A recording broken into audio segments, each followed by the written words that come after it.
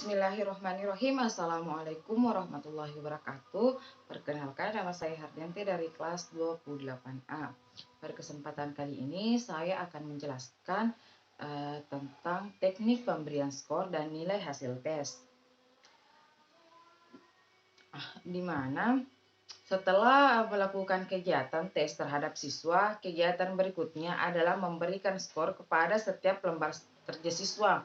Kegiatan ini harus dilakukan dengan cermat karena menjadi dasar bagi kegiatan pengolahan hasil tes sampai menjadi nilai prestasi. Untuk itu, perlu kita ketahui bahwa cara pemberian skor tes pada domain kognitif. Nah, yang pertama, penskoran soal bentuk pilihan ganda. Cara penskoran ini ada 3 macam, yaitu penskoran tanpa ada koreksi jawaban, yang kedua penskoran ada koreksi jawaban, dan yang ketiga penskoran dengan butir beda bobot. Penskoran tanpa koreksi yaitu dengan cara setiap butir soal yang dijawab benar mendapat nilai 1, yaitu tergantung dari bobot butir soal sehingga jumlah skor peserta didik dengan menghitung banyaknya butir soal yang dijawab benar.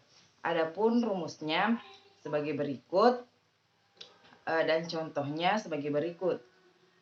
Yang kedua, penskoran ada koreksi jawaban, yaitu pemberian skor dengan memberikan pertimbangan pada butir soal yang dijawab salah dan tidak dijawab. Adapun rumusnya sebagai berikut dan adapun contohnya sebagai berikut.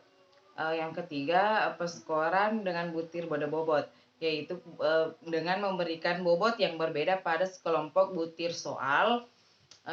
Adapun rumusnya sebagai berikut dan contohnya sebagai berikut. Yang kedua, penskoran soal bentuk uraian objektif. Pada bentuk soal uraian objektif, biasanya langkah-langkah mengerjakan dilangkah sebagai indikator kompetensi para peserta didik. Oleh sebab itu, sebagai pedoman penskoran dalam soal bentuk uraian objektif adalah bagaimana langkah-langkah mengerjakan dapat memunculkan atau dapat dikuasai peserta didik dalam lembar jawabannya.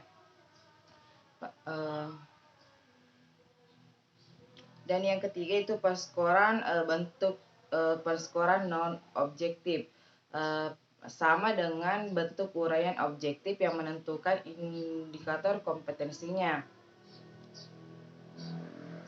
Dan yang keempat yaitu pembobotan bentuk campuran. Dalam beberapa situasi bisa digunakan bentuk campuran, yaitu bentuk pilihan uraian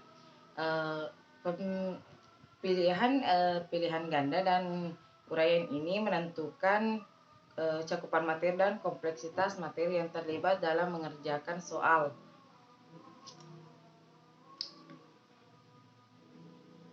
Selanjutnya perlu kita ketahui yang kedua, pemberian skor tes pada domain afektif.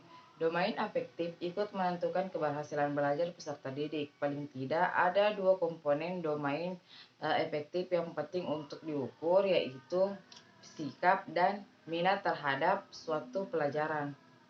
Adapun contohnya ada di materi. Dan yang ketiga, perlu kita ketahui cara penskoran domain skor, yaitu pertama tes psikomotor, yaitu tes untuk mengukur penampilan atau kinerja performance yang telah dikuasai oleh peserta didik.